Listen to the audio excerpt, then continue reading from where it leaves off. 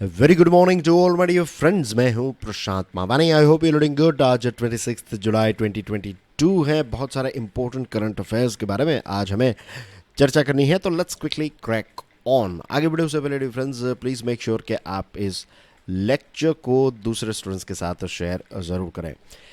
सबसे पहले बात करेंगे अंडमान एंड निकोबार के बारे में। दोस्तों, एक आइलैंड है जिसका नाम है नेताजी सुभाष चंद्र बोस आइलैंड, और ये आइलैंड जो है ये अंडमान एंड निकोबार कमांड के पास था।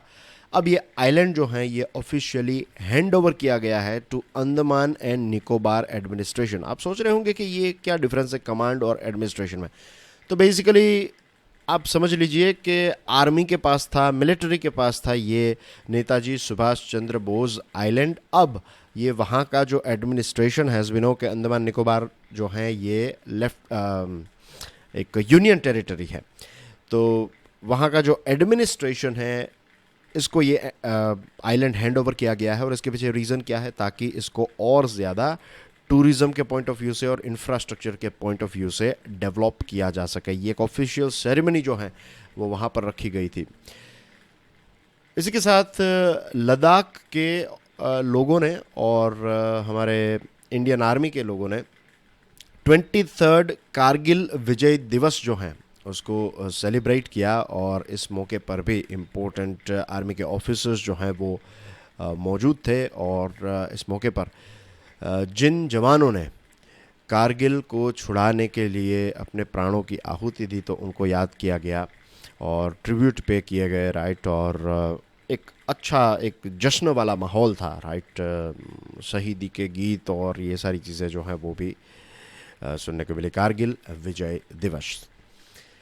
प्राइम मिनिस्टर नरेंद्र मोदी साहब एक इवेंट को एड्रेस कर रहे थे। आपकी स्क्रीन पर जो तस्वीर है इनका नाम है हरमोहन सिंह यादव, राइट। तो उनकी 10th डेथ एनिवर्सरी का मौका था, और इस इवेंट को एड्रेस करते हुए प्राइम मिनिस्टर साहब ने ये कहा कि एजुकेशन एक ऐसी चीज़ है जिनके माध्यम से हम महिलाओं को, दलितों को, दिव्यांगजनों को, बैकवर्ड और ट्राइबल्स को आगे ले आ सकते हैं। और हु इज़ हरमोहन सिंह यादव? तो एंटी सिख रायोट जो हुए थे 1984 में, तो इस रायोट के दौरान उन्होंने डेमोक्रेटिक वैल्यूज़ के लिए लड़ाई लड़ी और बहुत सारी जानें बचाई, और इसी चीज़ को ध्यान में रखते हुए सरकार ने उनको 1991 में शौर्य चक्र से भी नवाजा था। हमारे देश को नए राष्ट्रपति मिल चुके हैं, मिस द्रौपदी मुर्मू जी। कल उनकी जो स्वेरिंग इन सेरेमनी थी, ओथ जो थी, तो ये एडमिनिस्टर करवाई चीफ जस्टिस ऑफ इंडिया ने। और इस मौके को एड्रेस करते हुए उन्होंने कहा कि ये भारत की जो डेमोक्रेसी है उसकी ख़ास बात है कि एक गरीब महिला जो है वो भी हमारे देश में राष्ट्रपति बन सकती हैं। फिर inter service guard of honour जो हैं उन्होंने कुछ सेरेमनीज़ कंडक्ट की, राइट। जो नए राष्ट्रपति हैं तो उनको लेकर नई कुछ सेरेमनीज़ थी। और जो आउटगोइंग राष्ट्रपति हमारे थे रामनाथ कोविंद जी, तो उनको भी बहुत सारी कर्टसीज और एक आप कह सकते हैं फॉरकोट और courtesies as a sort of goodbye gesture जो हैं उनके लिए भी एक सेरेमनी जो है वो रखी गई थी। The Honorable President's journey serves as a motivation to all, especially for those who strive to triumph against insurmountable odds. हमारे जो नए प्रेसिडेंट हैं, राइट, तो इनका जीवन कुछ ऐसा रहा है कि इससे सभी को प्रेरणा मिलेगी, और ख़ास करके जब ऐसा लगता है कि मुसीबतें इतनी बड़ी हैं कि ये कभी ख़त्म ही नहीं होगी, फिर भी आगे बढ़ना और उन इनसरमाउंटेबल ऑड्स और ऐसे सारे चैलेंजेस को पार करके यहाँ तक पहुँचना अपने आप में एक बहुत ही मोटिवेशनल जर्नी है। लोकसभा वॉज एडजर्न्ड, राइट, क्योंकि ओपोजिशन जो मेंबर्स थे उन्होंने रकस क्रिएट किया, रकस यानी कि बहुत हल्ला मचाया, और 4 कांग्रेस के मेंबर्स जो हैं उनको सस्पेंड भी किया गया है for the whole monsoon session. और सस्पेंशन से पहले जो चेयर हैं उन्होंने बहुत रिक्वेस्ट की, लेकिन ये एजिटेटिंग मेंबर्स जो हैं वो रुकने का नाम नहीं ले रहे थे। राज्यसभा भी एडजर्न हो गया, और जीएसटी हाइक और प्राइस राइज को लेकर ओपोजिशन के मेंबर्स जो हैं उन्होंने अप्रोर क्रिएट किया। बहुत कोशिश की उनको शांत करने की, लेकिन नहीं हो पाए, राइट। और फिर फाइनली जो हाउस है वो एडजर्न जो है वो करना पड़ा। Parliamentary affairs minister Prahlad Joshi जो हैं, उन्होंने ये कहा कि गवर्नमेंट प्राइस हाइक और जीएसटी को लेकर बातचीत करने के लिए तैयार है, राइट। उन्होंने कहा कि उन्होंने पर्सनली कांग्रेस के लीडर्स के साथ बातचीत की थी, लेकिन वहाँ पर हल्ला मचा रहे हैं एंड थिंग्स लाइक दैट, तो ये बात जो है वो it's not good for the house. सरकार ने कहा है, एक मल्टी एजेंसी ग्रुप सरकार ने तैयार किया है। तो इसमें क्या होगा कि अलग अलग जो एनफोर्समेंट एजेंसीज और ऑर्गेनाइजेशंस है, तो उनके मेंबर्स को पिक करके एक नया ग्रुप बनाया है, मल्टी एजेंसी ग्रुप।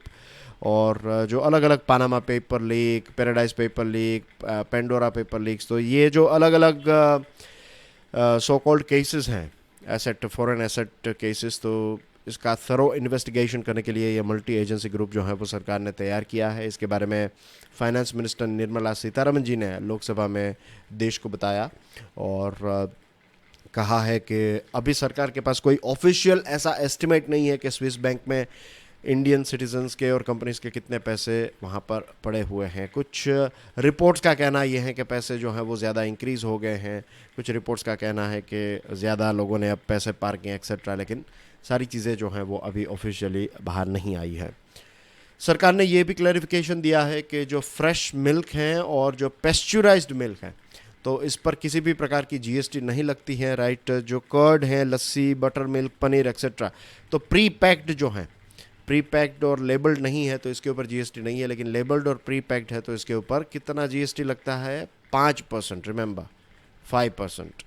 और जो कंडेंस्ड मिल्क हैं, बटर, घी और चीज़ जो है, इसके ऊपर 12% जीएसटी लगता है।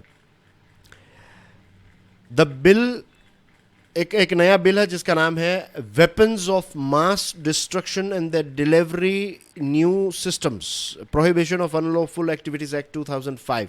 तो इसको डिस्कस किया गया और ये बिल क्या करता है कि जो वेपन्स ऑफ मास डिस्ट्रक्शन, जिसमें biological weapon, chemical weapon, nuclear weapons आते हैं, और इसमें कोई भी व्यक्ति इस प्रकार के जो हथियार हैं, तो ऐसे हथियारों की एक्टिविटीज़ में इंडल्ज नहीं हो सकता। दूसरी चीज़ कि अगर कोई व्यक्ति इसमें इन्वॉल्व हैं तो सेंट्रल गवर्नमेंट जो है उस व्यक्ति की सारी एसेट्स फ्रीज कर सकती है, सीज कर सकती है, अटैच कर सकती है, राइट।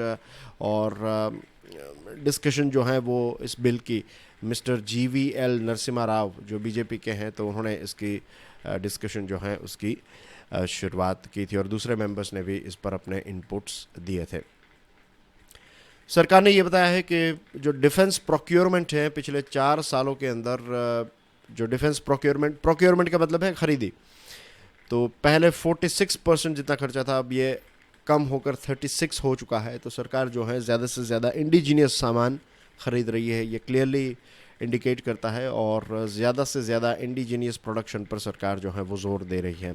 सरकार ने बताया कि 584 डिफेंस लाइसेंसेस जो हैं वो 358 प्राइवेट कंपनीज को दिए गए हैं ताकि हमारे यहाँ पर डिफेंस प्रोडक्ट्स का मैन्युफैक्चरिंग हो। 107 लाइसेंस वेपन मैन्युफैक्चरिंग के दिए गए हैं to promote make in India. Civil aviation ministry ने 14 एयर वाटर एरोड्राम्स जो हैं वो क्रिएट किए हैं अंडर दिस उड़ान रीजनल कनेक्टिविटी स्कीम, और इसमें सरदार सरोवर डैम जो हैं, statue of unity, Sabarmati river front Ahmedabad में, यहाँ पर अक्टूबर 2020 में ये ऑपरेशनलाइज हो गए थे, लेकिन कोविड की वजह से फिर सी प्लेन ऑपरेशंस को थोड़ा बंद करना पड़ा। सरकार ने इसके लिए 287 करोड़ रुपीस जो है वो एलोकेट किए हैं फॉर 14 वाटर एरोड्राम्स। सरकार ने यह भी इन्फॉर्म किया है कि 120 करोड़ रुपीस जो हैं ये प्रोडक्शन लिंक्ड इंसेंटिव स्कीम के तहत सरकार प्रोवाइड कर रही है, और 23 PLI बेनिफिशरीज हैं, तो 12 ड्रोन मैन्युफैक्चरर्स हैं और 11 ड्रोन कंपोनेंट मैन्युफैक्चरर्स हैं।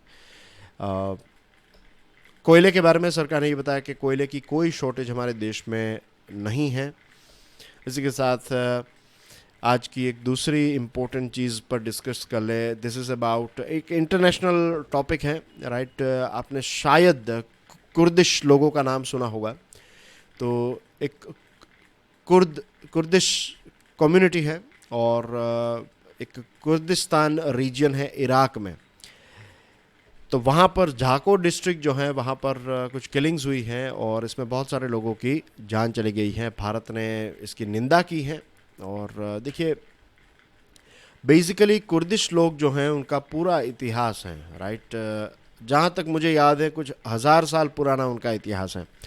अब कुर्दिश लोग क्या कह रहे हैं कि कुछ पोर्शन इराक से, कुछ पोर्शन ईरान से, कुछ पोर्शन टर्की से